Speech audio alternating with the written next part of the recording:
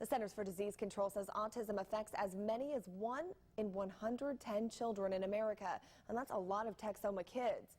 To help our community better understand how best to work with those who have autism, Families for Autism Support of Texoma, or FAST, is holding a back-to-school panel. Speaking at the panel are 4 individuals living with autism. News Channel 6 Lindsay Rogers sat down with 2 of them to find out what can be learned. Every story is different for a person with autism, but my story might help clue others in to similarities in their story and help them figure out how I got through it, and that it's not a bad thing necessarily. I mean, it has bad aspects, but good can come of being autistic too. Sam Spangler found out she had an autism spectrum disorder when she was 15. She is now a sophomore at Midwestern State University. We think differently. You know, we look at a problem and people see this solution and that solution. I see this solution, this whirling thing.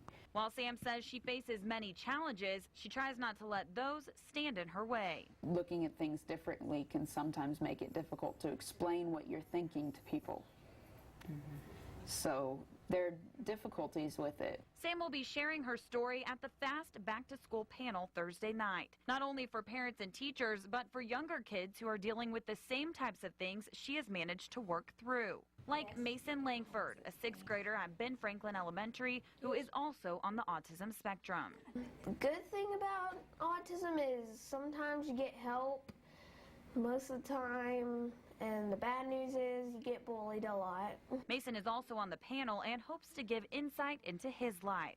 Getting it directly from the source. You can't, parents and family members can't always get into these kids' heads and guess what they're feeling.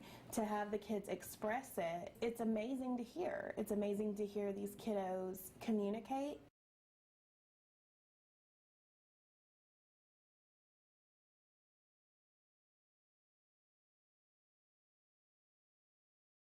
In our Eye on Health, a panel will be held tonight to provide the public better insight into those living with autism.